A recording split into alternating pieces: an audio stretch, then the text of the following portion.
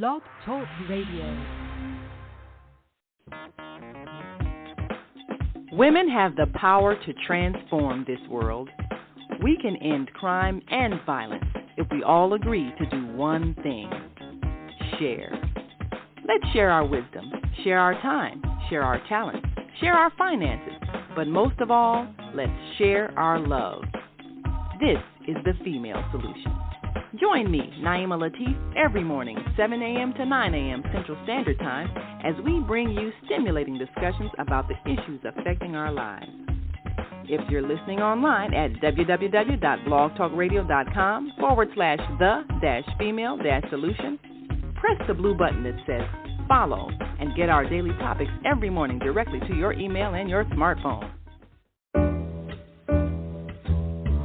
Hi, I'm Naima Latif, Executive Producer of the Female Solution Radio Show.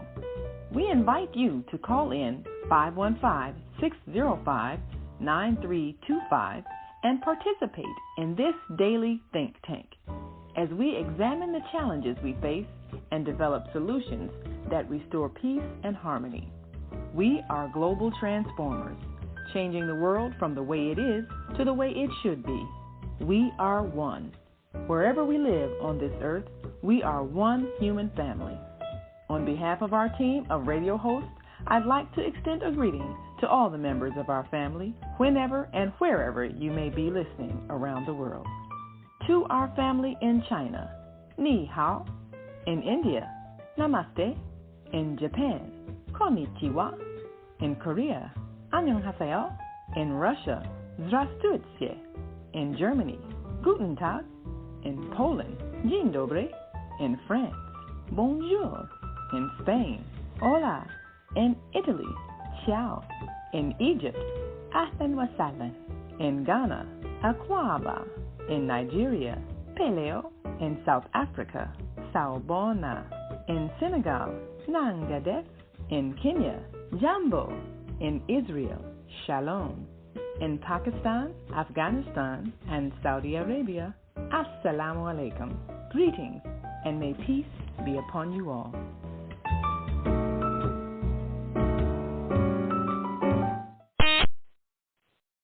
Well, assalamu alaikum, sawubona, greetings, and of course, for our Korean viewers, annyeonghaseyo. I'm Naima Latif, and we are live here in South Korea, and we're going to be joining our American Muslim 360 family, and we'll be joined by a special guest here in South Korea as we are here in our last day of the Global Peace Summit, and we'll be talking about ways to bring peace despite the fear that has been created. And we're going to be bringing on our American Muslim 360 family, and we're inviting you to call in 515-605-9325 and press 1 so that we know you have something to say. And, of course, as always, if you are able to watch us live on our YouTube and Facebook channel, The Female Solution, make sure you like and share our channel, as well as add your comments, and we will share them with our listening and viewing audience. We appreciate all of you for joining us today, and we'll be bringing on our co-host, Kareem Hamid, and shortly joining our guest, who is also live here at Seoul, South Korea, for the HWPL Global Peace Summit. So we invite you to stick and stay, don't stray away. As always, we'll be right back, and we want you to be a part of this conversation because we are bringing world peace. Stay with us. Hi, I'm Naima Latif. Join me and my co-host Kareem Hamid every Wednesday morning, 7 a.m. to 9 a.m. on the Female Solution Radio Show as we explore that relationship that is the foundation for our society, the relationship between men and women, husbands and wives. Join our discussion as we seek to repair broken family ties and rebuild our community. Listen online at www.blogtalkradio.com/the-female-solution. Call in and comment 515-605-9325. Press 1 to speak to our host. Or you can join us live on Facebook at www.facebook.com/the-female-solution.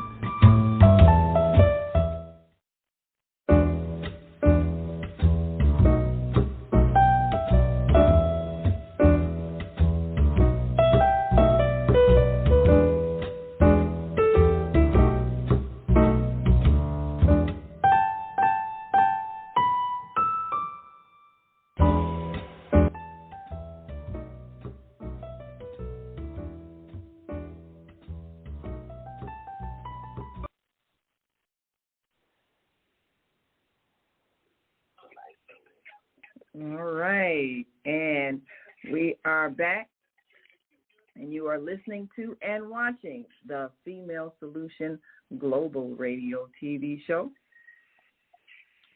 I'm Naima Latif, and we're joining our co-host, Kareem Hamid, in just one moment. And we're also looking to join our guest today, who is with us live from South Korea. And we have an opportunity to change the world in which we live, and that's why we are here. And we want all of you to participate in this change, because the world cannot continue as it has been. And we are so excited to be a part of the change. And I believe we are now joined with our co-host, Kareem Hamid, and the American Muslim 360 family. Assalamu alaikum, Naima. Wa alaikum salam. And thank you for joining us for another exciting Wednesday edition of the Female Solution Global Radio TV show. I think I mentioned it last week, but I don't know if our listeners and viewers remember that I am attending the Global Peace Summit here in South Korea, and we have had a chance on each of our shows this week to bring on some guests to get a flavor of the world community as we address the very important issues surrounding peace. And how do we create a society where we can all get along and respect each other's differences? So shortly, we're going to be joined by a guest, a brother that I met he is one of the attendees here, one of the delegates here at the Global Peace Summit here in Seoul, South Korea. And we, of course, are those who have come as part of the media to spread the word. And we know that the greatest barrier to world peace is fear. Many Americans are still traumatized by the events of September 11, 2001, when 4 coordinated suicide attacks were carried out against the United States by a political extremist group known as al-Qaeda.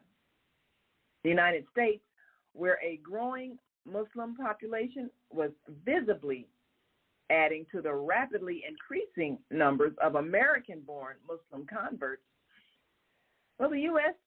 shifted into paranoid fear about Islam. Muslims seen as something fearful, and anything related to the religion of Islam was something that the mass media had connected to terrorism. So today, on this last day of the HWPL Global Peace Summit here in Seoul, South Korea, we're going to be talking to Senegalese-born Sheikh Musa Drammeh, who's now a resident of New York City in the USA. And he lived in New York at the time of the 9/11 attack. When he saw the effects of the media repeatedly connecting Islam to terrorism, he sprang into action. And he formed the Muslim Media Corporation, which operates in both the U.S. and in Senegal, and widely circulates publications that promote the positive impact of Islam on our society. So he'll be joining us shortly, and of course, as one of the delegates to this Global Peace Summit and a member of the media, he is one of those that is being charged with bringing this message to the world, this message of peace, this message of harmony between the various religious communities, this message that we don't need to fear each other. And today we want to take a look at what we're continuing to experience in America, the aftermath of 9/11. Do Americans still fear Muslims as terrorists? Well, this is significant because many of us who raised our children in Islam, some of us who were converts might have been the first or the only in the family who are Muslim, and many of our family members were, at the time of the attacks, many of our family members were afraid before the attacks. And there's been so much disinformation about Islam. And then you do have political conflicts happening across the world, and most Americans have no clue about the origins of the conflict between Palestine and, the Palestinian Muslims and the Palestinian Jews. They have no knowledge of the history of why there's conflict or why there's so much anger. They have no knowledge of how the United States has taken sides in a way that has caused harm. They have no knowledge of why people were so angry that they felt that Americans were responsible for their suffering.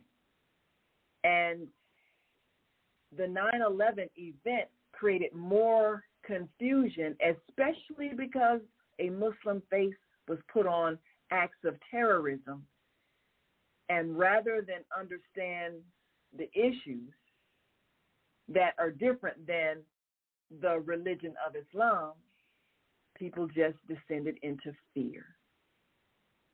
And our guest today, who, of course, born and raised in Senegal, where there is a large Muslim population, saw that there was much disinformation, misinformation, misunderstandings about the religion, and his children, raising his children here, he knew he had to change what people were believing, because naturally many children were, in many ways, being attacked in school, if not physically, certainly psychologically, by the fear, by the shunning, by the name calling, and all kinds of things that children do when they hear adults attacking people. So he formed this media corporation, the Muslim Media Corporation, and they publish a number of publications, both here and abroad, and he is here as part of the large core of journalists, as well as educators, doctors, and lawyers, and other people of all walks of life, to look at how we can change the conditions that are preventing world peace. So this is our topic today, and as our guest prepares to join us, we invite our listeners to call in 515-605-9325 or 515-605-9891 and press 1. When you have a comment to make, we will certainly get your comments, and we want to really open the eyes of Americans and have America be that real melting pot that it says it is when it comes to all religions, all faiths, but mostly to heal from that 9/11 event in a way that does not continue to castigate Islam as a problem.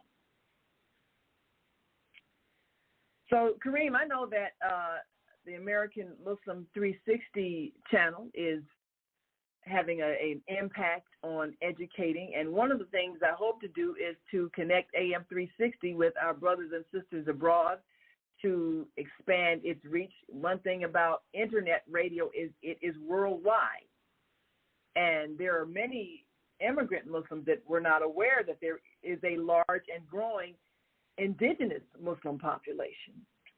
And our experience has been different because in many ways we have our American flair to things, and also we're addressing the history that we've had of enslavement. Many of those who were brought here under the enslavement period were Muslims and had the connection to many of the very powerful, progressive Muslim kingdoms and empires, the educational institutions, and a culture that encouraged education and intellectual pursuits and civil behavior. So there's a lot of that history that never made it to our history books that we know needs to be told to correct much of the disinformation, and also to emphasize that this is a spiritual path that was designed to create peace in the society. That's what this Global Peace Conference is all about today, or the last 3 days. And one of the ways that the chairman who initiated this organization, HWPL, one of the ways he began the process was having various religious groups have regular dialogue, and then he brought all the groups together in one big summit meeting. The World Alliance of Religions for Peace is what that first summit meeting was called, so that he could start with the religious community. If we can get all of the believers in a higher power and a spiritual force that we have a responsibility to, if we can start with that foundation, then perhaps those groups can lead the way in creating world peace. That was his premise. And so for the last 9 years, there have been commemorations of that first World Alliance of Religions for Peace Summit, called the WARP Summit meeting, and much has grown out of that. Documents, proposals, interactions, and what we've seen in these last few days is really what I would consider a heavenly culture, what HWPL stands for, a heavenly culture, world peace, restoration of light. It really has been a heavenly culture. We've seen people from all over the globe, many different languages, cultures, religions, sing in harmony. And there's just an air of love, compassion, kindness. He's built a magnificent organization which exemplifies that. And we know that we can take this same spirit and take it back to our communities, wherever they are in the world, and institute this same thing. But first we have to get over the fear, and that's what we're addressing today. And, of course, we're waiting our guest who's going to be joining us shortly and giving us some impact and some information on what it was like being in New York during the 9/11 attack and the level of hostility that perhaps he and his family and the Muslim community experienced after that attack. So what do you remember about that? Because I know it was pretty intense here in Chicago on that day. What do you remember, and what were some of the things that those who were a part of the Muslim community that you are one of the leaders of, what are some of the ways they responded?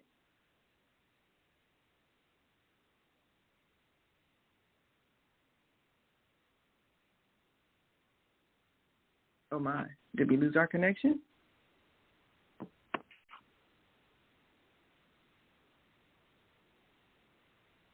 Okay, I'm with you now.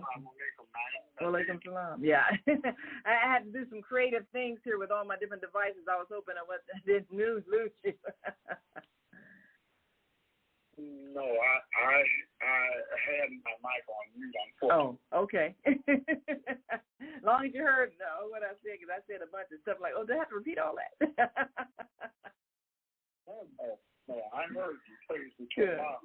And we wish much success on the Global Peace Summit that's being held in Seoul, South Korea.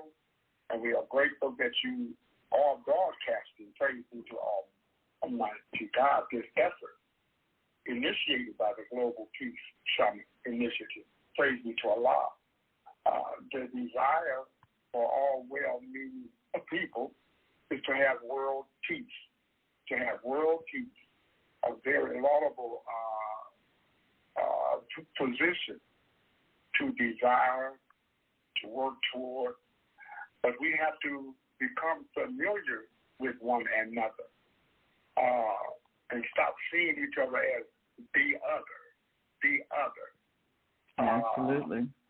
A different creature, you know. We're in a global environment now. We're communicating with each other globally or anywhere on the earth. And so we are connected. Technology has helped us connect with one another and an interchange of ideas, hopes, aspirations. And so we are really one community now. The earth, all of us, we're one community now. Yeah. And from that one community, inshallah, we will come to the realization that we are one people. We are one people. We are human beings. And there's so much we are that connects us. So many similarities that the human beings have. I believe the real key of the effort is to bring mothers together, bring females together. And as they discuss the rearing of their children, they will see that they have the same goal, the same effort, and the same love for their children. That is a natural familiarity, is motherhood, and how they love and care for their children. And as we know, all babies cry in one language. That's right. They don't cry in Korean or English, and also human beings laugh in one language. So those are things that we have that we are familiar with, and also the idea of parenting. You can ask any parent, what success do you want for your children? And usually the answers are all the same, that they grow up to be a healthy, intelligent, well-developed human being. That's what we as humans are aiming at. And so that familiarity between mother and child and the connection of mothers in this effort, I believe will be a key part of establishing world peace. You know, a Mother's Day that we celebrate here in the United States, it started out, I can't remember her name, but there was a woman, a mother, that began and established Mother's Day. She had witnessed the atrocity of war and how mothers were losing their children senselessly in war. So her and those women, they put forth an effort to establish Mother's Day, whereby they spoke with one voice to bring about world peace. So that even at the onset of Mother's Day, it was a woman, it was women that brought that about. Somebody had this name concerning the commercialism of Mother's Day. The commercialism of Mother's Day, but she wanted a dialogue to be had, and mothers could speak out with one voice to stop the wars, stop to save their children and the society. So we send our children to fight against each other, and war is hell. And so the voice of women is very much needed in this peace initiative. It's universal. But usually it is men that start wars from a position of greed, dominance, power, but it is women that pay the heavy price of losing their sons and their daughters from incessant war. So it is very important that the voice of motherhood be held universally. I wouldn't care what country you communicate with mother, their concerns will all be the same: the safety, the security, and the success of their children. So I think that is a very key element in this global initiative for the Global Peace Summit. So, and we must realize that now we are in one living room. We're in one living room.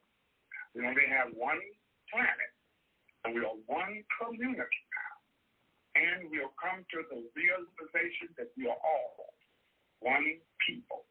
God says in the Holy Quran that He made different nations and different tribes so that you would become familiar with each other, familiarity. And in that word familiar, I hear and I see the word family, that you are one human family. So educating us, educating each other to that fact. The mother is the first teacher, and she is essential in establishing universal world peace. So I'll stop right there, and I hope what I have to share is beneficial to all of us. I'm so grateful to partner with you on the female solution. This is a very presentation that you bring every week, the female solution. Now, people may ask, well, Kareem, you're on a female. What are you doing now? Well, Sister Naima, knowing that we are one soul, and we're one humanity, she included a male voice to somewhat give some balance and equality to whatever we present. And I try to limit my commentary so that I'm not over talking or overpowering the female solution. I love to hear from females. I'll stop right there.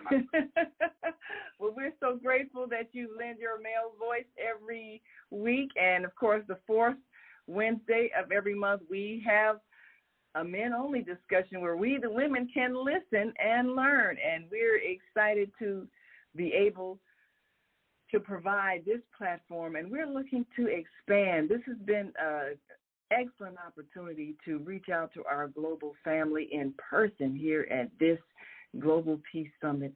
So we're going to take a quick break, and we're going to come right back, and we hope to be joined by our host, our co-host, and our guest, who currently is a resident of New York, but of course was born and raised in Senegal, Sheikh Musa Drammeh, and we'll be right back after this quick break. So stick and stay, don't stray away.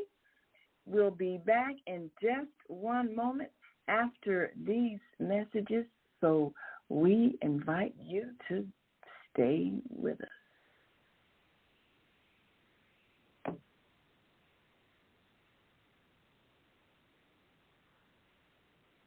And for those who are listening on the Female Solution, we want you also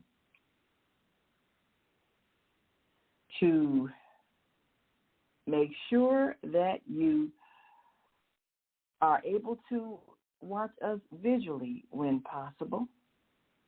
We certainly do appreciate the fact that we are on multiple platforms so that our listeners and viewers can participate. And we've got a caller in the studio. We're going to come back to you.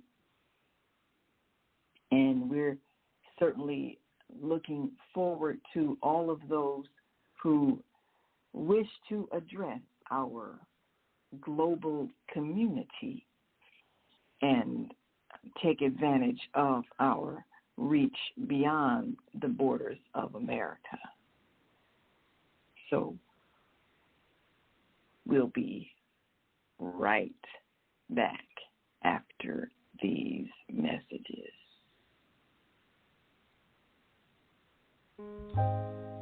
We have an opportunity to transform the whole global society in the next 50 years. 50 years from now, the earth will be populated by a new generation of adults, many of whom are yet unborn. Our mission is to nurture them in childhood with love, guidance, and protection, and to raise them in healthy, happy families. If we impart values of compassion, generosity, and respect for fellow human beings in the next generation of children, they will create a world where people can live together in peace. This is our goal. Be a part of the transformation. Get your copy of the book, The Female Solution. Go to www.naimalatif.com. That's www.naimalatif.com.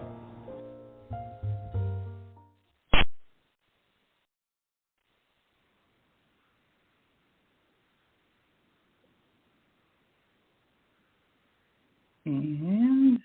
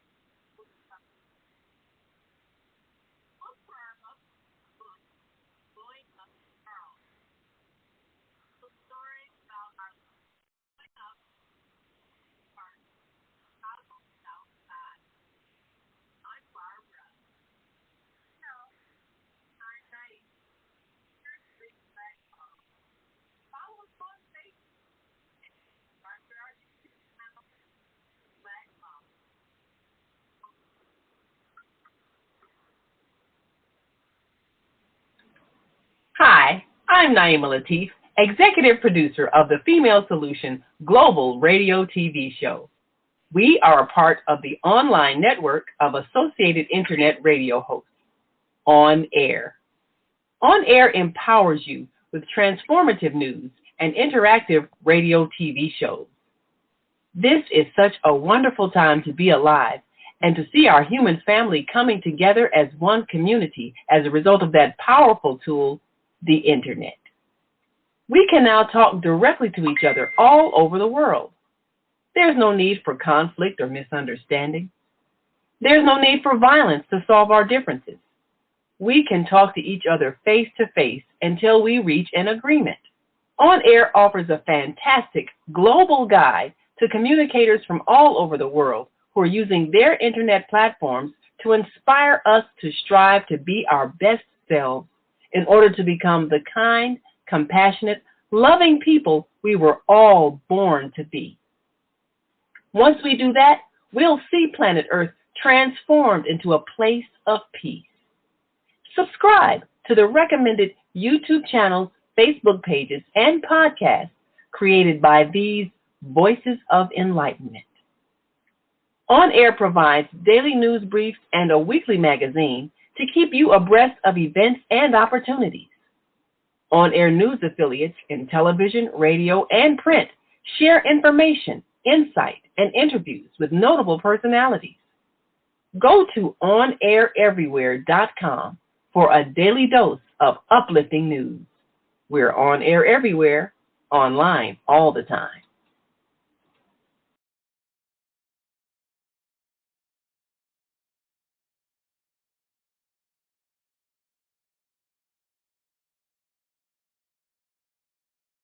Endeavor.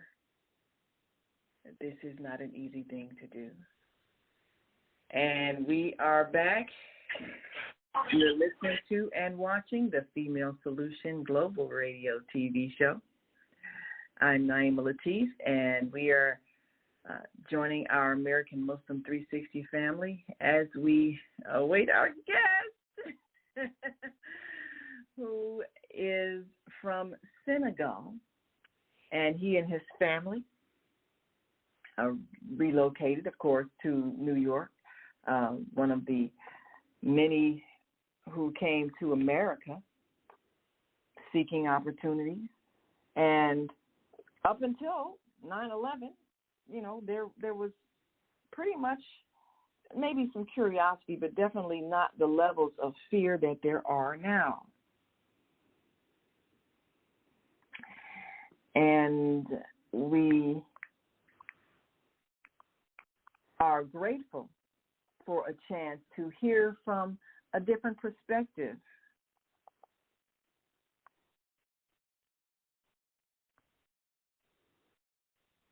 And we are grateful for so many voices that have joined us this week. You know, we had, Brother Kareem, we had guests on Monday and Tuesday from the motherland. We had a chance to interact first with two women who are principals of schools in Lesotho, which is in Southern Africa. And then yesterday we had a chance to interact with some sisters who are journalists, and they joined us and were part of the discussion on how women find it challenging in many of the countries in which they live. And that's something that is part of the peace process. How do we heal the conflict between those of other countries and other cultures, and even in our culture where there is inequality between the sexes. So these women yesterday, we were talking about the whole health challenges with childbirth and so forth, and how attitudes toward women can have an impact on our health, and even the ways that the health industry exploits people who may not have high levels of literacy. And so that was quite a conversation, especially because we know that there are countries where women are still as if they are second-class citizens or barely citizens at all. And so this was a chance for us to share some information and get an insight from these women from Zambia who are journalists. They're working with publications. So there are a number of journalists here, reporters, media professionals with newspapers, magazines, radio stations, TV stations that they work with, and all of us who are in the information business are given the charge to take the power of this experience back to our communities and change what is projected so that people will not keep living in fear that the world is falling apart and getting worse, because this peace movement is major and it is successful. And we need to know that it's successful in America so that we can participate in its success and we can be a part of the success by even changing the way we report information.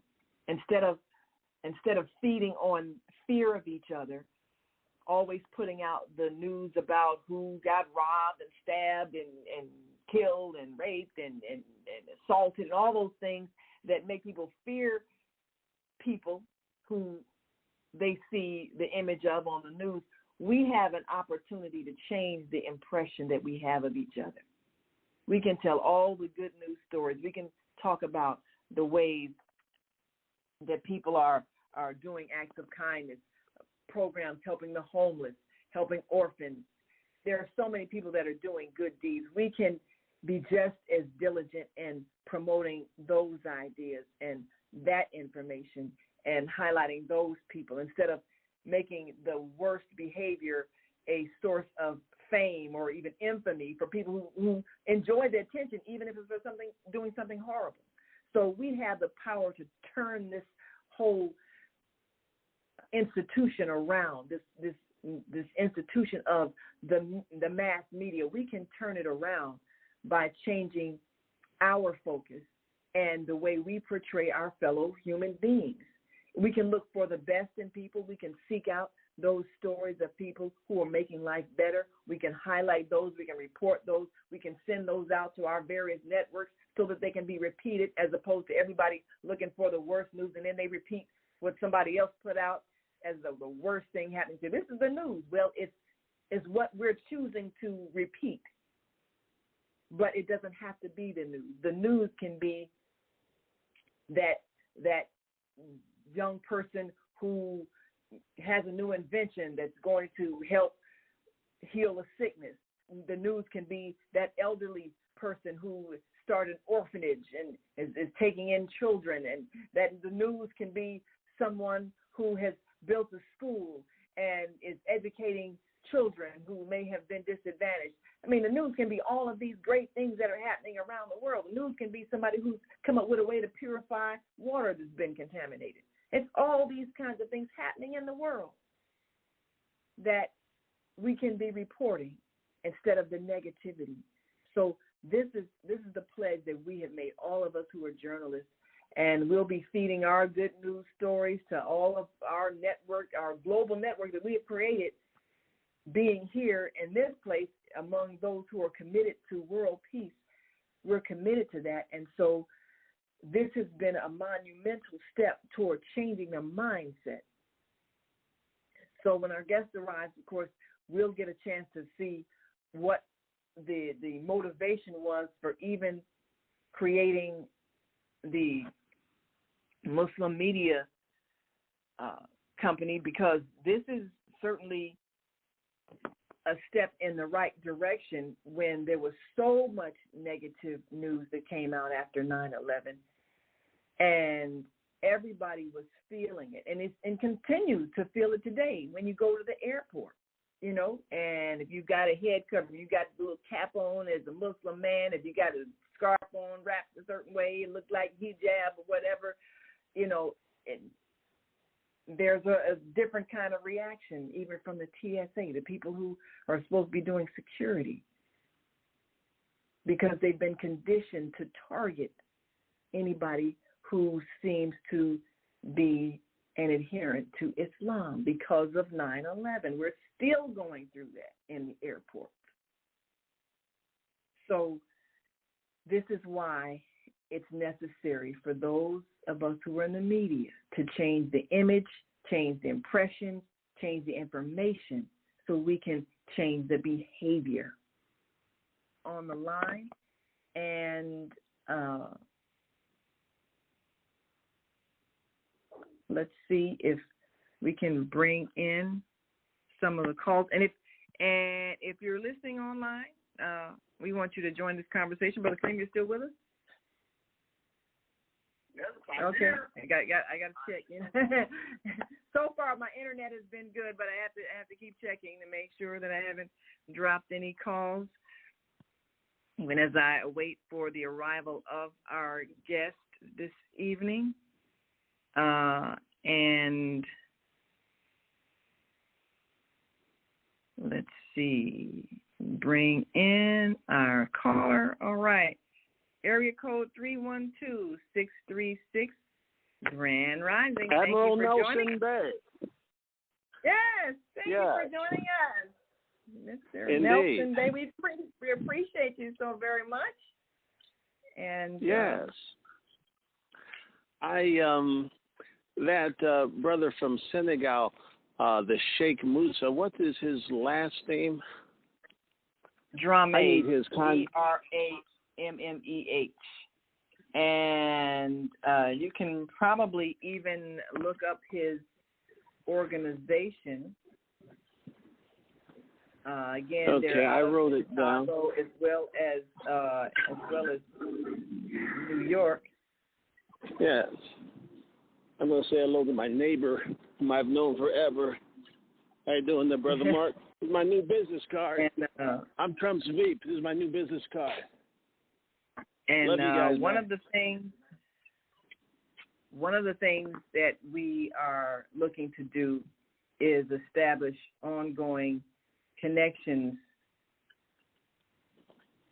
to those who are in the media in other countries, because we can easily send them our news as well as make sure that they send us their news. And we can hear directly from the people who live in those places. And this is what we want to be able to do to prevent disinformation from other sources. I don't have to guess about what's happening in Senegal if I've got somebody who has a news organization that's giving me the news directly. I don't have to depend on CNN with their spin. I can listen directly to someone reporting. So, any questions, comments for me to respond to? Yes, that's Sheikh Musa Drammeh. It's spelled Drammeh. If you want to Google him, and okay, that will give you an opportunity to see what kind of work he has been doing. They started their media company right after 9/11 in response to the negative reporting and many of the hostile responses of the public. And you can imagine how intense it was in New York, because we felt it everywhere, even in the Midwest here in Chicago, and there was so much fear afterwards.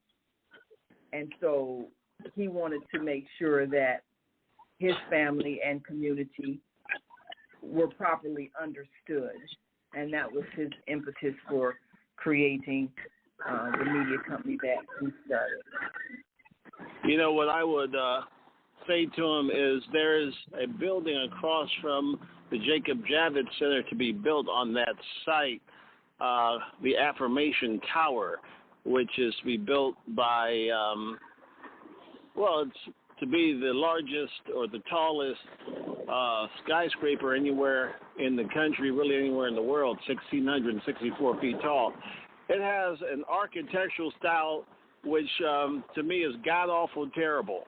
I want to get in contact with the guy who's the number one key person associated with it, Roy Donahue Peebles Jr., and tell him my vision for it.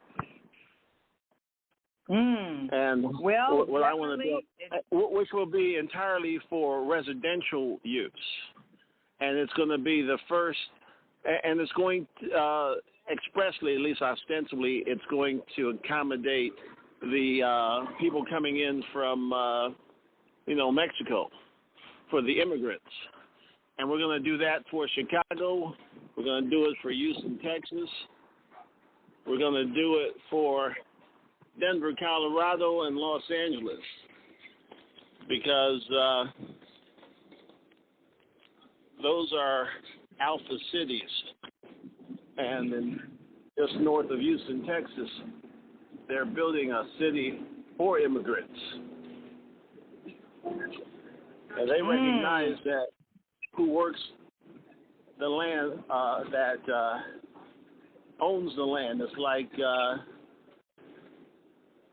La Tierra, something La Tierra. It's like the land belongs to those who work the land. That's what they say in Mexico and other Spanish-speaking countries. And, people coming in from north of the border of Mexico, they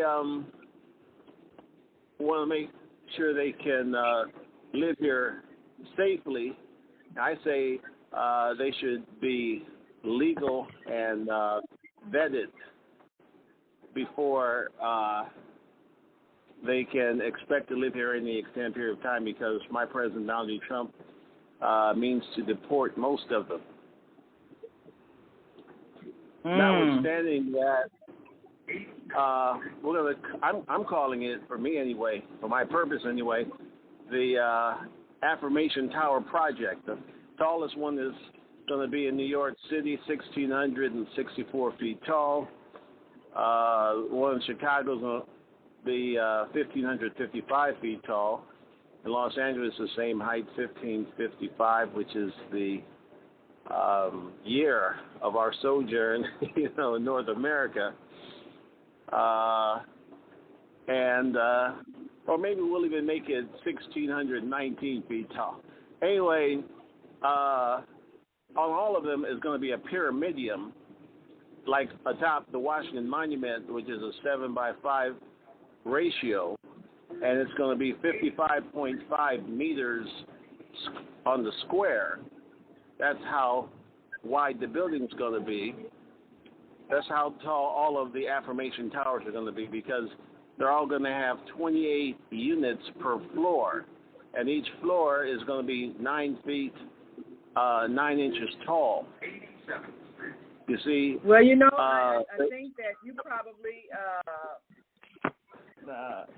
probably, will get an opportunity to speak with some of the people in New York. Matter of fact, just hold that thought when our guest arrives, and we're going to put you in touch with him, because I think that that's an endeavor that they will probably be interested in, and maybe someone such as the Sheikh, who will be joining us shortly, perhaps that's a story that he can write in his publications and get city officials to meet with you and talk about that. This is a time where we need solutions, and we appreciate you for considering solutions. I understand that New York has a very serious homeless population. They have a very serious conflict with the immigrants that have been thrust upon them, the same as have been done here in Chicago, there in Chicago. So anybody with an idea of how to provide some decent housing so that the populations are not in conflict, I'm sure that would be much appreciated. We've got a comment from our Monday Morning Mindfulness host, Zelda. Thank you so much. She says, Grand Rising. Beautiful. Thank you so much. She says, yes, I'm traveling. And she says, be sure and bring back some heat from South Korea. Well, it rained today, so it wasn't real. It wasn't real warm, but it was decent. But one thing we did do today, we went to the Korean War Memorial. And this is a building that gives the whole history of the wars that have been going on in with Korea and China, Korea and Japan, and Korea and the Korean War, with that whole conflict which led to the division of North and South Korea in a way that's still causing a lot of pain today. And what tends to happen with Americans is that we get goaded into going to war over some vague notion of, most of the time, the conflict has nothing to do with anything other than somebody's economic agenda. And we get duped into going to murder people. That's all war is, mass murder. We get duped into it over and over again. And then when soldiers get overseas, they discover that the issue the people are fighting for is a legitimate issue, but they need to handle it themselves, and Americans didn't need to be taking sides because of their financial interests and using people to gain their financial control of other people's land. So now that we are aware in today's time, after the Vietnam War, I think that kind of pulled the cover off of things. People aren't as gullible. So this is why that whole 9/11 attack, it brought us back to the gullibility that we had before, and being sent to a country that the conflict was not over protecting freedom and all of the other patriotic jargon. And because Americans are so lacking in knowledge of geography, they could be sent to lands that had nothing to do with the place where the people were who were reportedly responsible for the terrorist attack. So, I mean, that's a whole show in itself, the political agenda behind going into Afghanistan and all these other places that didn't have any weapons of war. So this trip here is about us having the courage to say no. The citizens having the courage to say no when those who have an economic agenda decide to create a war to further their economic agenda and traumatize people by making them go and murder people who've done nothing to them, by whipping up their sentiment of anger and hatred and fear. And this is what was done in so many instances. And so now we're saying no more. It's time to stop. We're not going to continue to go and kill people for reasons that make no sense. And we're spreading this message around the world. We're getting to know each other as human beings, as friends, as family, so that we will not, again, be duped into going to kill for reasons that have nothing to do with the well-being of others. So before we take a break, Raheem, you have any callers or you have a comment you'd like to make? Yes, I do have a comment. There's a belief that Americans are the most illiterate when it comes to world politics. Most of them are not aware of what takes place on the international scene.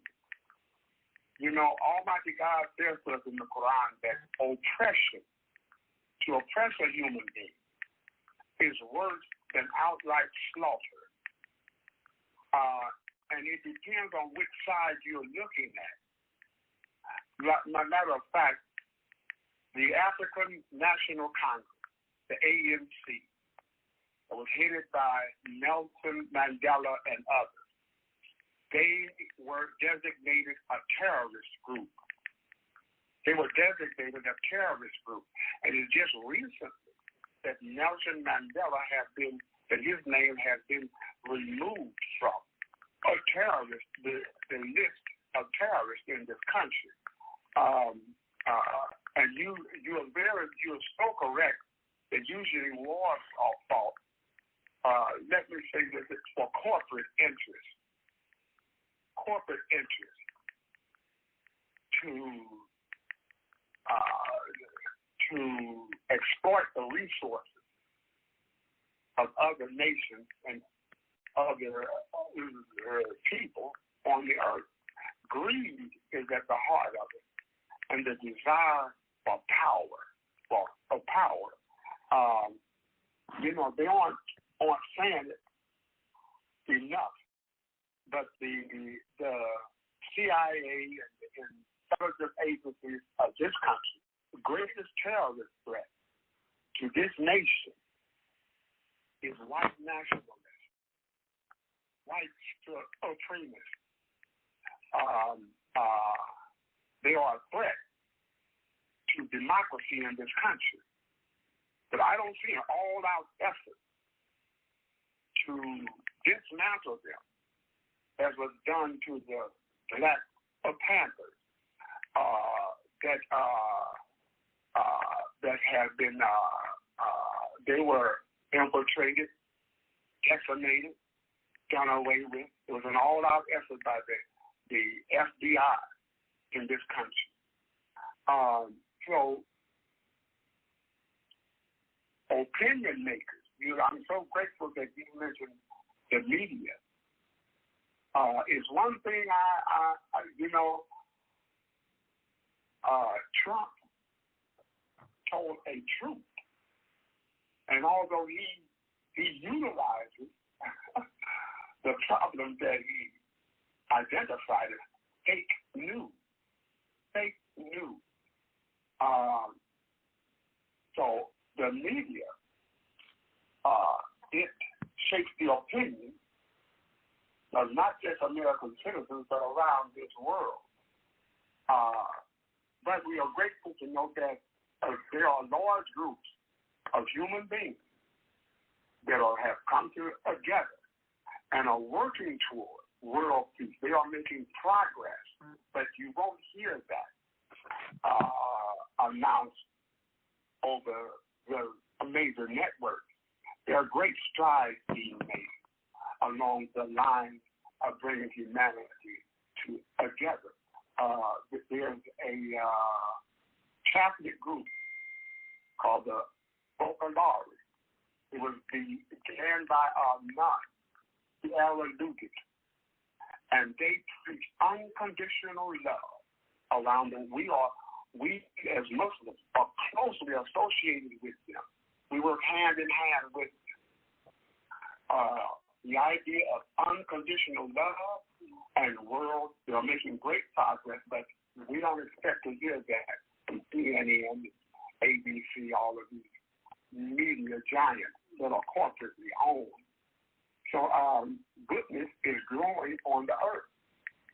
They only display violence, the negative side of humanity. But we have an obligation of, no matter what size our media is to actually propagate and say the progress that is being made among human beings on this earth, so that we're educating each other that peace is achievable. And I want to say that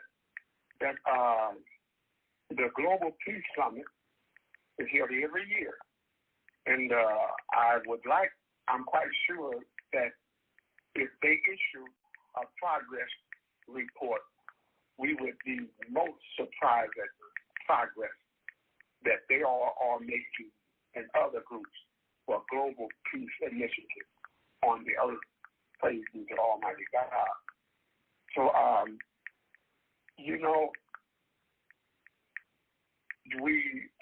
we should stop seeing each other as different. We're all human beings, and you have a key statement. One of your mottos,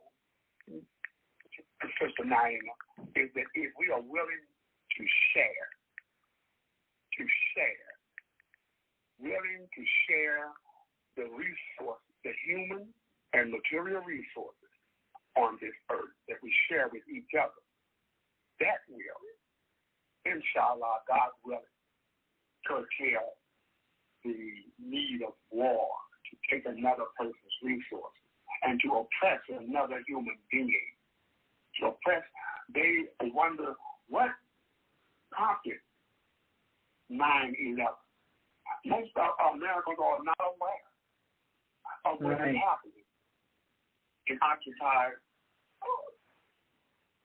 Palestine, between the Palestinian and Israeli conflict. So I encourage us to educate ourselves so we can be on the right side of history and on the right side of liberation. In South Africa, we celebrate the reconciliation summit that they have. But at the same time, the majority of the living conditions of melanated Africans have not changed. They're still living in shanty towns, and working as slave labor. So, all right, you can vote. But what about sharing the wealth? What about sharing the resources? So I'll stop right there. We have to look at the resources and what is prompting this competition to take the wealth of other people. That the willingness to share is, I believe, is the answer, and that we are all in this global community together, and we need one another. Can we imagine? Let me say this: the Muslims are actually in the fabric of America right now. Yes, there are Muslims in there are Muslims in the White House. Yeah, and don't speak of the medical field. The medical field, the surgeons, the ground, you name it. We are here, and we are the fabric of this country, and we are sharing the best of ourselves with America and the world. So this idea of all Muslims are a terrorist, but when you get your medical checkup, Fatima Abdullah maybe carry out that medical checkup. That's right. That's right.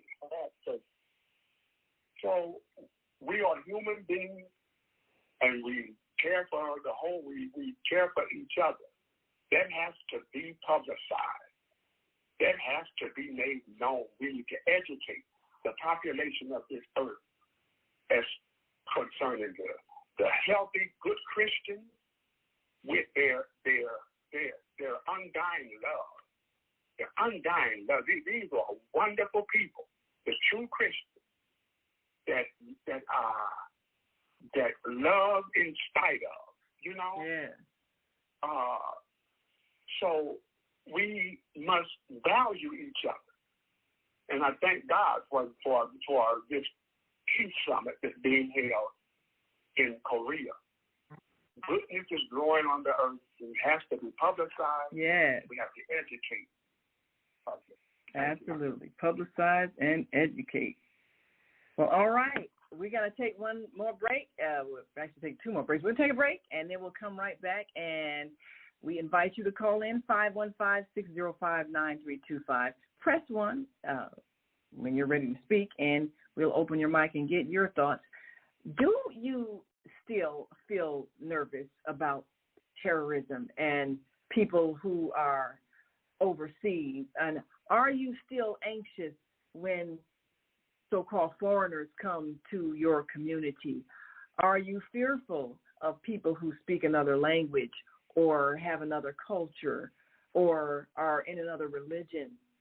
Do you feel that Americans need to all be English-speaking Christians?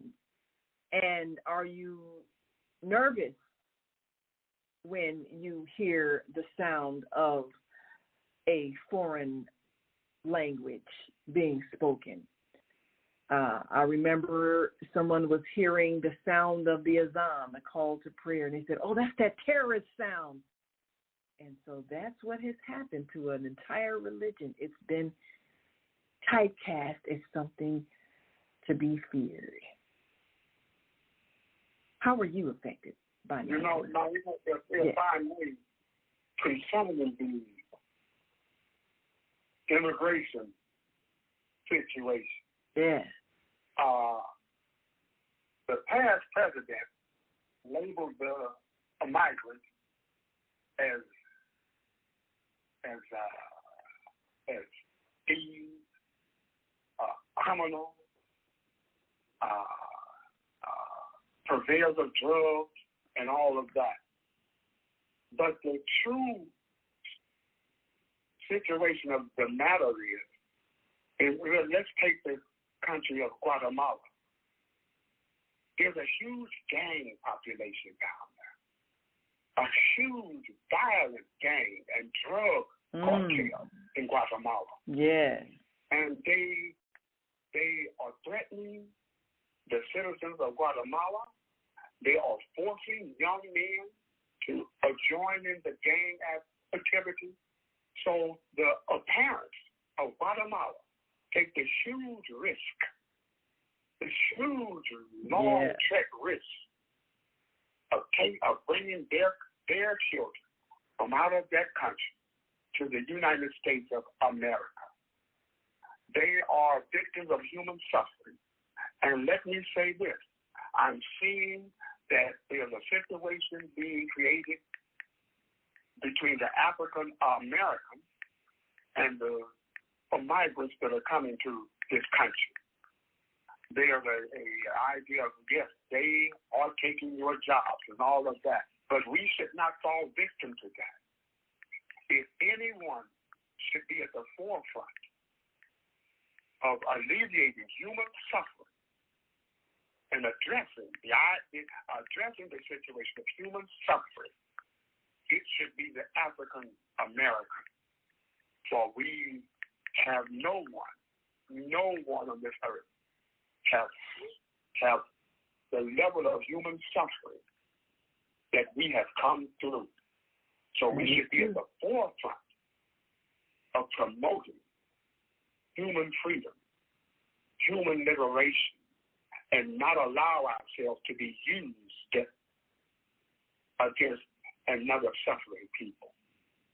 We should be at the forefront of global human rights. Yes, we should, because we know what it feels like. You're right, right.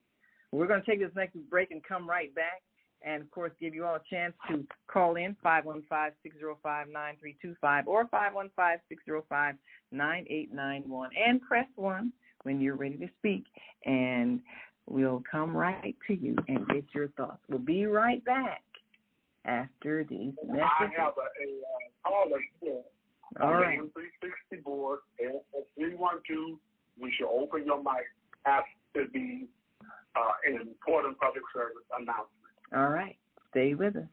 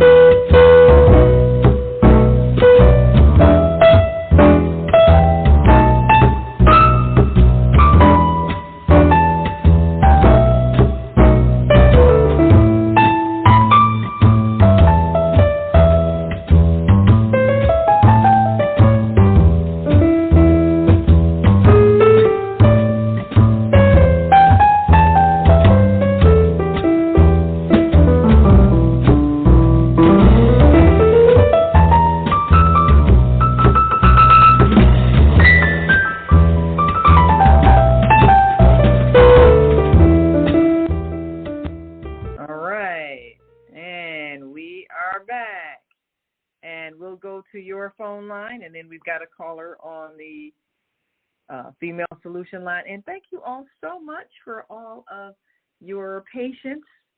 You know, we always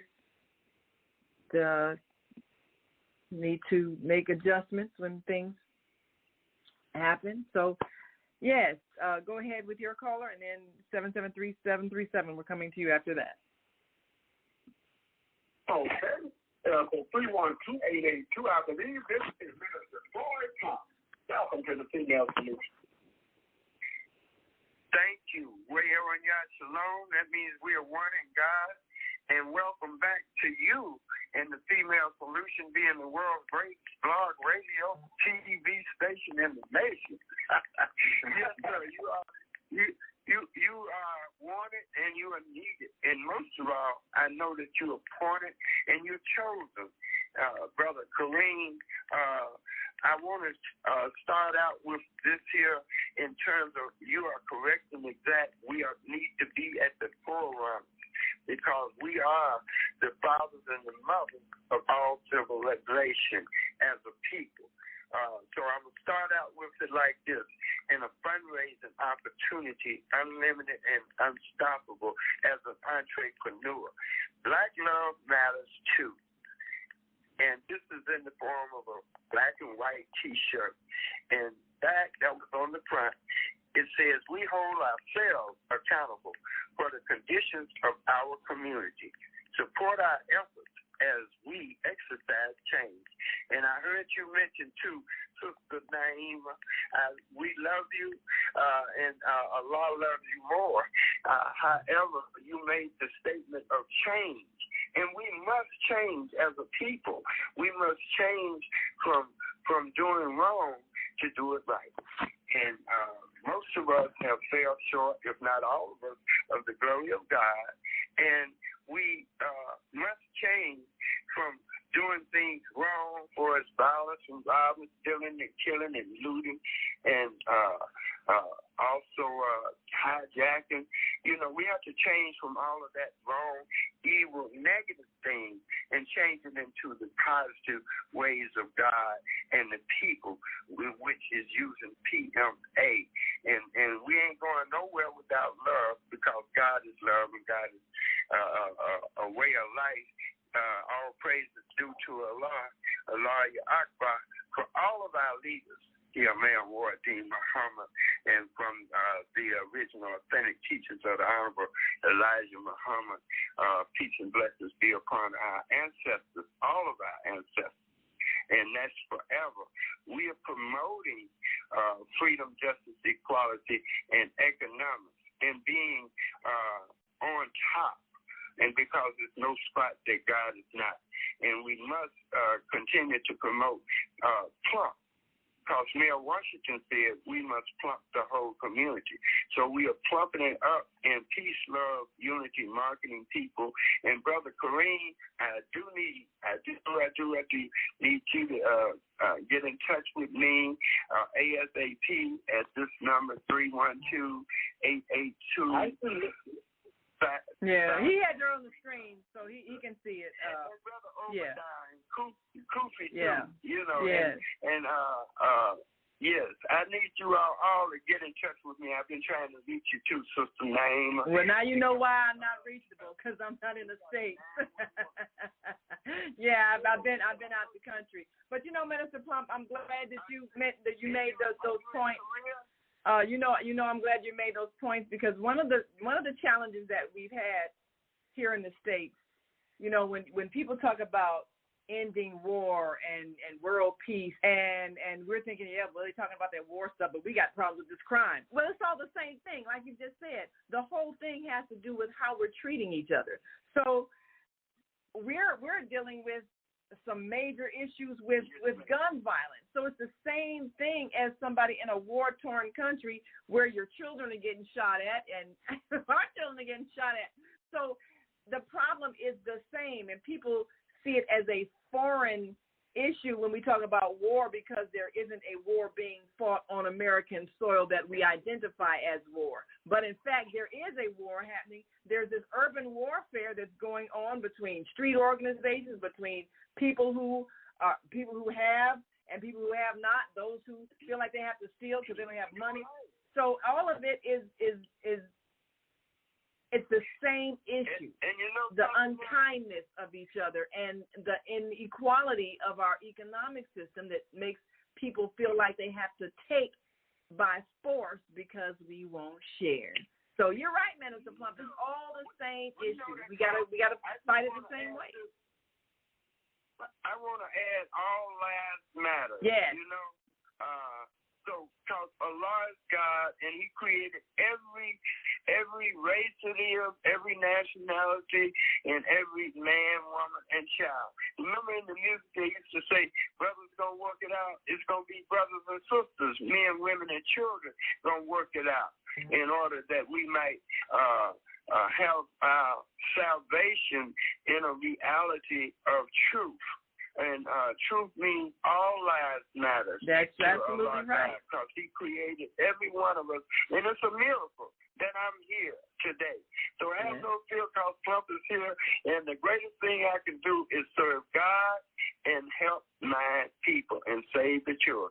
That's it. Hallelujah. Well, we thank you so much. We appreciate you so much. And thanks for calling. As always, we appreciate your positive energy. And we're going to go to the next caller here on the Female Solution line. And that's 773-737.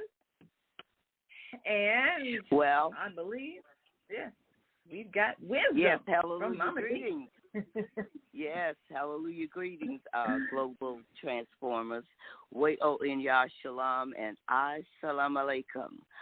I'm Mama G in Chicago, Grand Rising.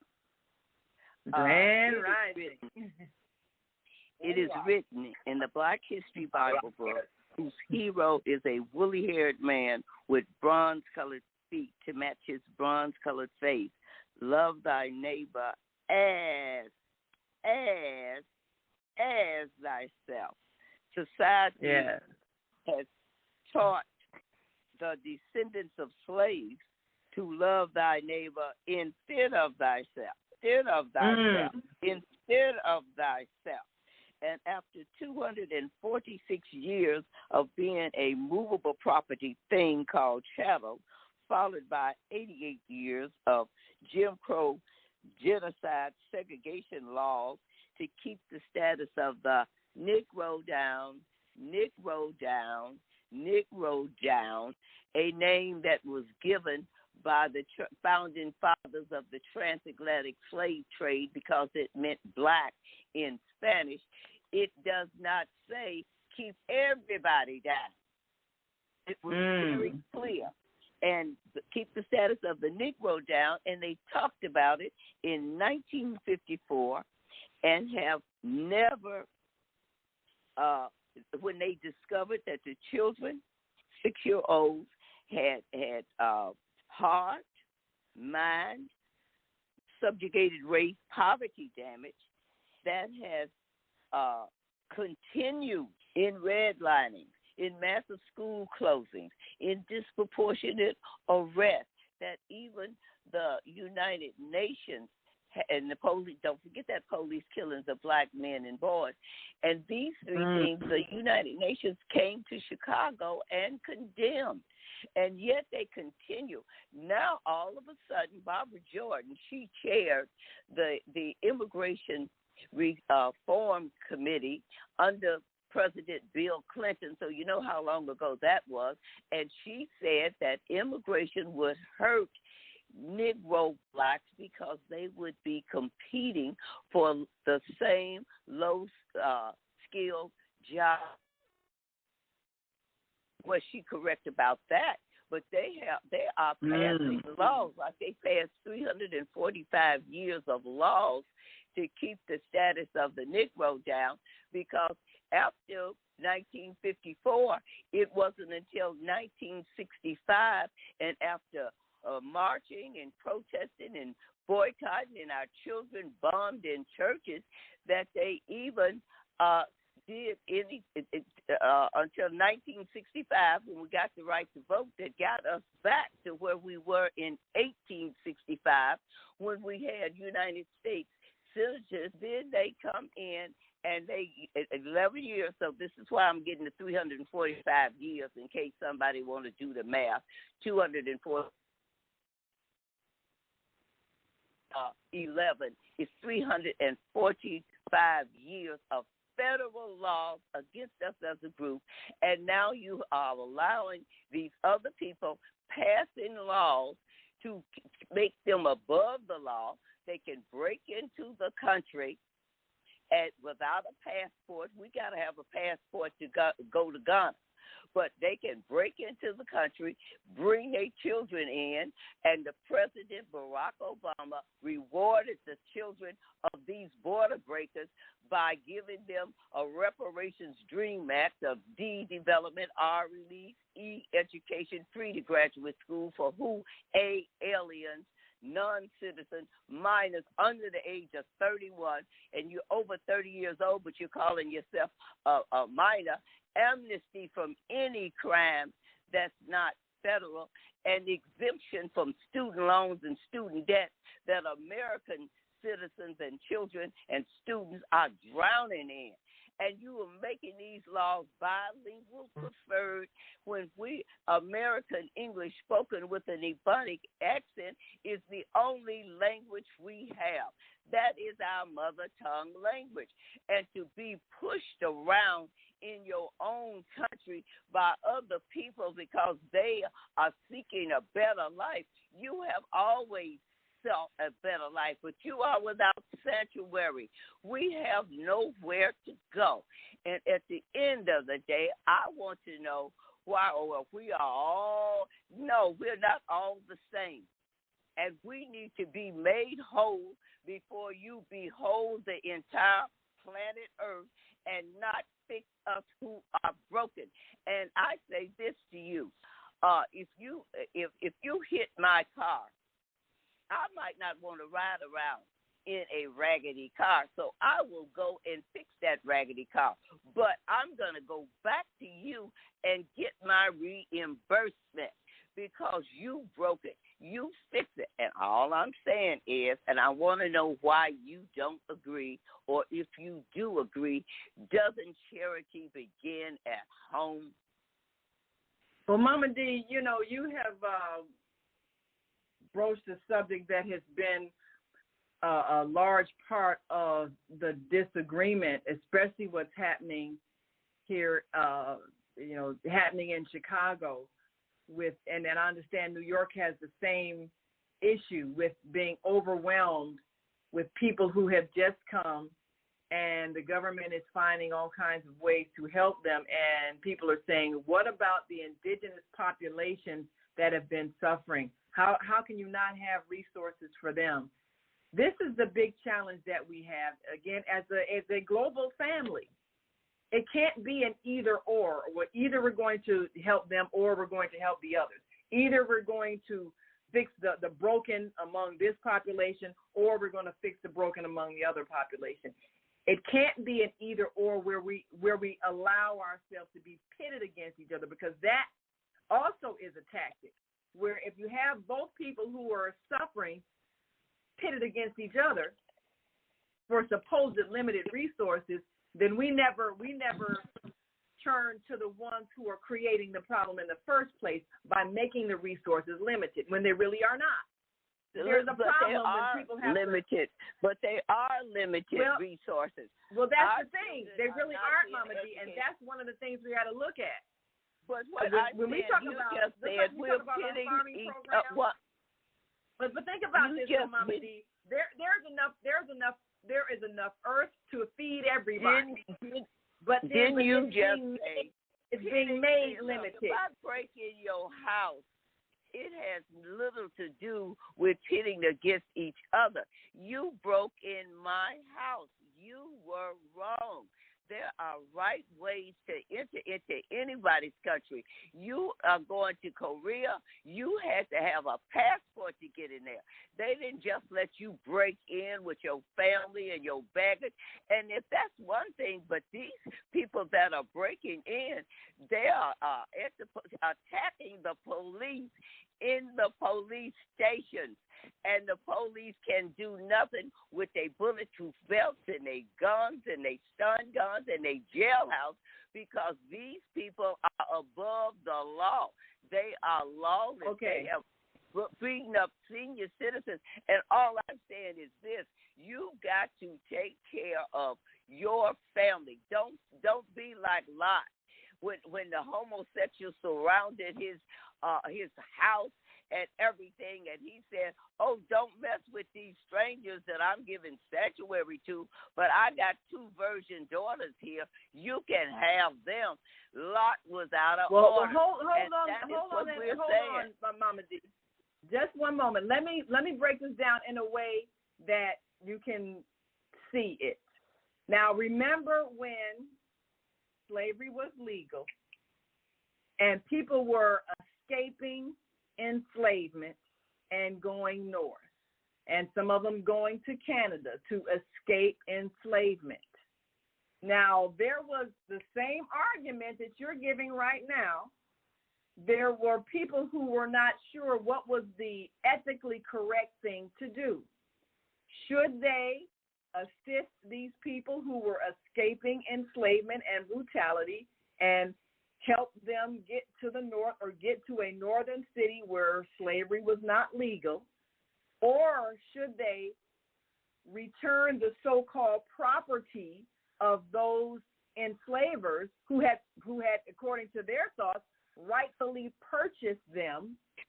You know what they did? So, they passed a so you have people feeling like the right thing to do. Wait a minute, I want our listeners to hear this, because I want our listeners to hear this. I want you to listen. Oh, there I were heard people it, but they who passed felt like a the fugitive right slave law that said you couldn't they be felt safe like the if you right went thing to do to ethically was to send people back. They passed a law that said you cannot be safe if you run away. It was a fugitive slave law. There was no place that you could run that they would not return you back to your slave owner. Plus, they passed another law called the Dred Scott decision, and it said that blacks had no rights whether they were emancipated or not. So not even right. So now Emancipation Proclamation. It did not apply because question, Mama D. a president cannot overturn a Supreme Court decision. And the Supreme Court decision of 1857 said you blacks have no rights, whether they're emancipated or not. And so that's right. That was the law. The 13th that Amendment. was the law. But what I'm saying to you is, it is morally wrong for you to not take care of your household while you take care of the globe. And our mayor, this is a global thing, but he's not taking care of the community of Inglewood. And yet we can't. That's why. I got to take another call. We cannot save the world if we cannot save our household and the people that are in it. Love thy neighbor as thyself, not instead of thyself. And just like they pass laws to keep us down, they are passing laws to keep these border breakers, these invaders, these illegals into our homes, and we are starving as a people who've never been made home, and that is fundamentally unfair before man and God. Okay, so now, hold on just 1 second. I'm going to ask one more question, and then I got to take the next caller. So based on all you've said, the laws that were passed that said, the Dred Scott laws, whites, the blacks have no rights, the whites are bound to respect, and all of that, based on that reality, was then those people who chose to return the escaped people who had been enslaved, those who returned them to the enslavers, were they then doing the morally correct thing? And were those who were helping them escape to Canada or who were housing them while they escaped, were they then morally incorrect? What do you have to say about that? And then we're going to take the next call. I'll be glad to answer that. Which one was morally correct? You're comparing apples with oranges. This was our homeland. And slavery, like John Brown said, is wrong. To buy people, to brutalize them. It was wrong. And the North was saying it was wrong. This was within the United States. It was not getting people from another country, allowing them to break in. So we cannot compare apples with oranges, but we have to America has to take care of what the broken people that she's got here on her own born land being treated like exile, while other people are leapfrogging in, being put above the law and brutalizing citizens that are here. What kind of justice before man or God is that? That is the most shameful thing that this country has ever done. Okay, well, we got your point of view. Thanks so much for weighing in, because I think that is an issue that we got to look at, because is there a global standard of how you treat people? Now, the many who have fled from Venezuela and are now roaming the streets of America, homeless, and some of them, as you mentioned, are committing crime, because that happens. You have people who are among people who are criminals, and everybody's got that element. But what is the ethically, morally correct thing to do if people are fleeing where it is dangerous for them to live and where they're being persecuted or neglected or whatever the case may be? They're fleeing for their lives.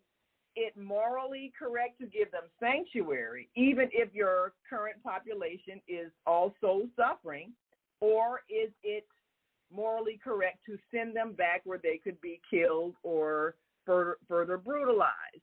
What is the morally correct thing to do? And this is a good time to have this conversation, because here we are in a place where the global family of humanity is gathered, representatives have gathered to talk about what is morally correct in the way we treat each other, so that we are not fighting each other.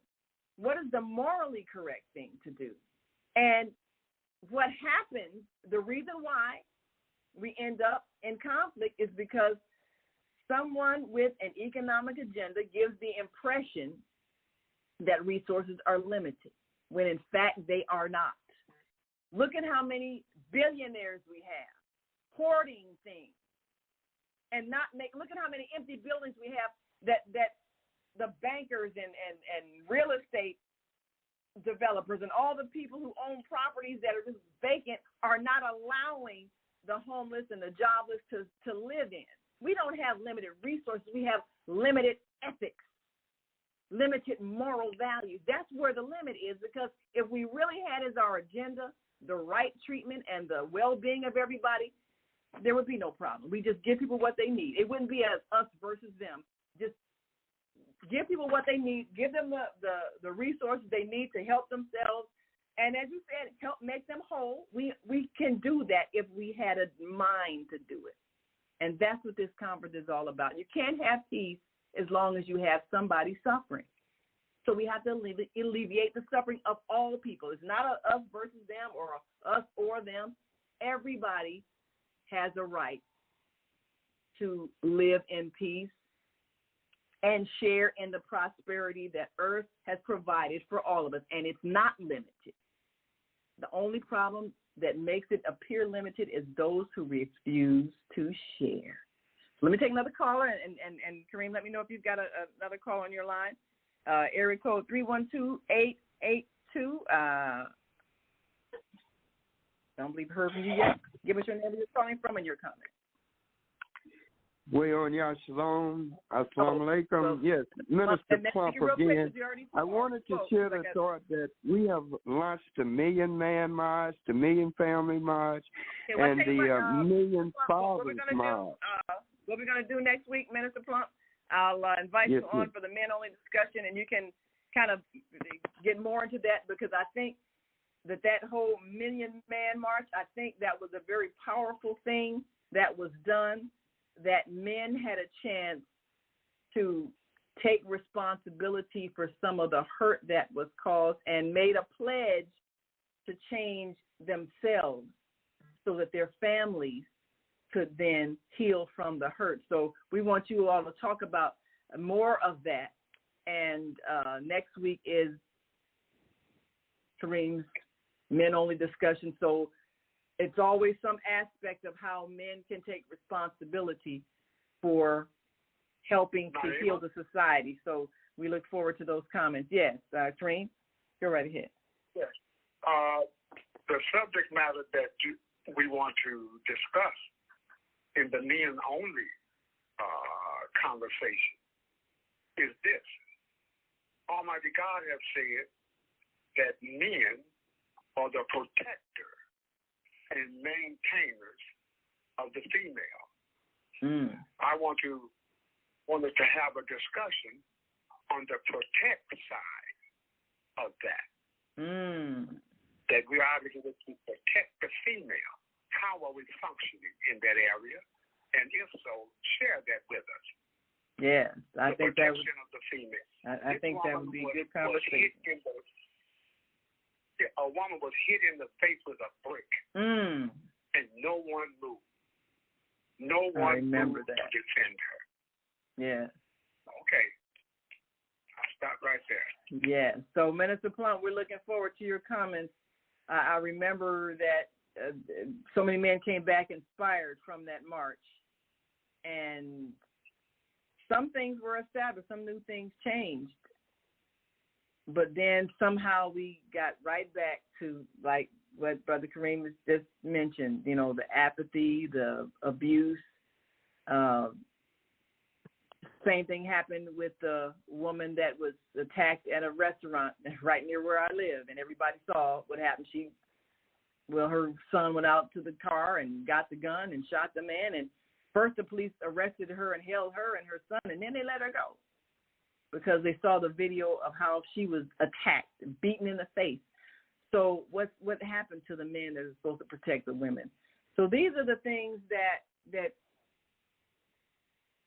keep us from having the kind of world peace that we talk about. the hostility between men and women, the lack of trust between men and women, and then we've got a whole issue of mistrust between people of different nations, people who are maybe fleeing a difficult condition and have to even go to another country and not be welcomed by those who feel like, look, go back where you came from. We already got problems. That's a real, what Mama D was saying, that's a real feeling that a lot of people have. But what is the highest ethical position? This is what HWPL has been about for these last 3 days here in Seoul, South Korea, is helping us to agree to a higher ethical standard of humanity. So our guest for tonight had some difficulties, but we're going to invite him back. He is a resident of New York, and his media organization, which operates both in New York and in Senegal, will be part of that network of journalists and media companies that are bringing a new thought to help us see each other differently and respond to each other differently. And perhaps we can see the solution, even though it seems insurmountable, of people needing help and coming to those who may feel like they have nothing to give, because there is enough. Earth has given us enough for everybody to survive and thrive. What do we always say? The only thing we need to do is share. So we're going to be bringing you the stories of people who are sharing, the people who are establishing schools and hospitals, people who are taking care of the orphaned and the elderly, people who are giving new opportunities for those who have had to flee their countries, people who are giving healing and help for those who may be struggling with addiction and may have economic distress. We're going to be sharing the stories of people who are bringing solutions to the human family so that we're not pitted against each other, feeling like the resources are limited, so we can't share. We can't help you. I can't help you. I can't help myself. Yes, we can. Because this is the higher consciousness, spirit of the Creator. And this is why HWPL speaks of heavenly culture, world peace, restoration of life. We have, and I know we got to get ready to go, but we have on our news network, On Air, which is onairEverywhere.com, we have a radio TV guide, an internet radio TV guide to the many different YouTube channels and Facebook pages and podcasts where people are sharing stories of enlightenment. And many of them, they're sharing stories of people who have had what's called an NDE, a near-death experience, where they've literally died and been resuscitated in some kind of way and come back. And during the time of their death, when they were on the other side, they experienced heaven. And they spoke of it as a place where there's only love. And they saw their relatives who had transitioned, who had crossed over. And there was no judgment in the sense of an angry God, but there was judgment in they were able to see how they hurt people. And they were the judge of themselves because they saw how their actions hurt others. And that's what changed their heart. So that's what heaven is like. There is only love, but you correct yourself when you can see clearly how your unkind behavior is hurting others. And you know that ultimately when you hurt others, you hurt yourself. So a heavenly culture is one in which we are kind and compassionate with each other. And there's only love for each other. And when we can create that within ourselves, we will manifest it in our society. It is possible. And that's why we're here in Seoul, South Korea, with like-minded people from all over the world, because we are creating a heavenly culture, world peace, and a restoration of light. And we want you all to, afternoon, of course, our Monday Morning Mindfulness host, Zelda Speaks of HLN TV show, the Higher Learning Network, says, thanks for sharing this World Peace Summit by HWPL. It's a great point for our children to learn today while showcasing their skills at Betty Shabazz International School podcast training today. And they'll be broadcasting live at 2 p.m. Central Standard Time. And we want you to listen in and call in and be a part of that show at youtube.com/Higher Learning TV show. She says, thanks for sharing. And we're going to have a guest on this afternoon at 2 o'clock who is working with the Peace Education Program. It's a way of teaching children how to live in peace.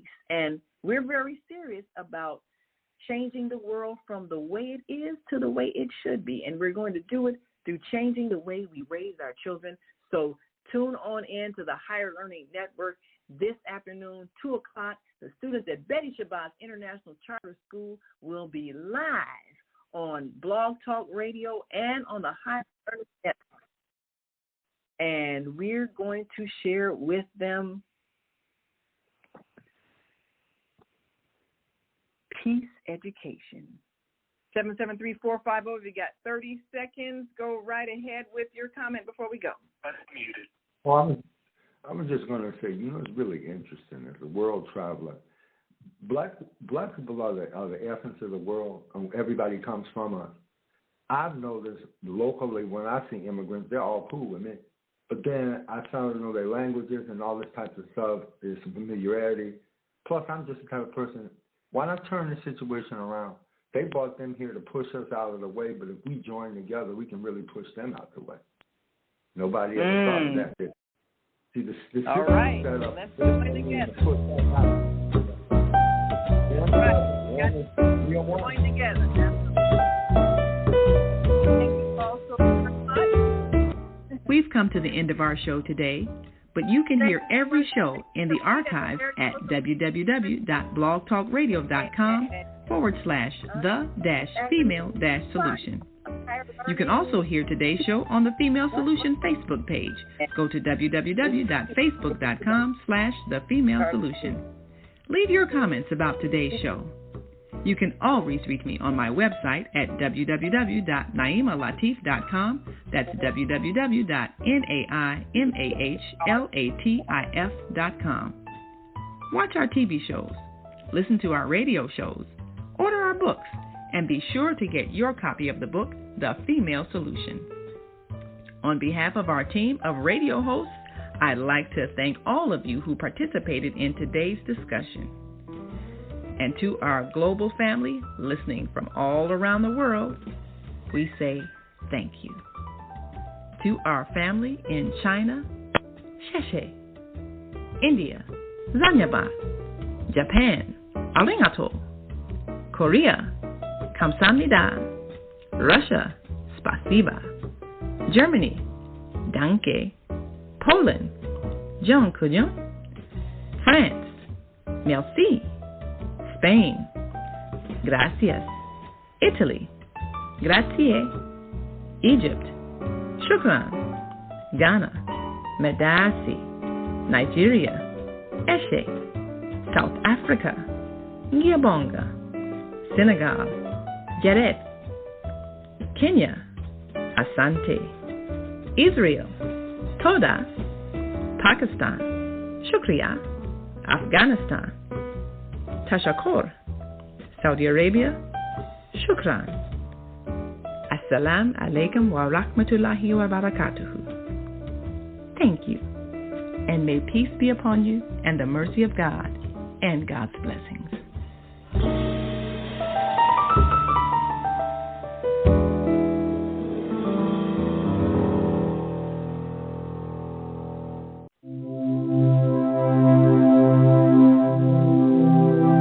Do you want to live in a world without war?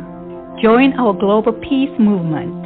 Heavenly Culture World Peace Restoration of Light transcends culture, religion, ideology, and other boundaries to achieve peaceful harmony in the global society. HWPL is committed to bringing world peace and cessation of war through peaceful dialogue between religious groups. I am Director Shin-Suk Kim, of the HWPL Chicago branch of North America. Join us for our next gathering. Call 773-580-1501 and be a part of the movement for world peace.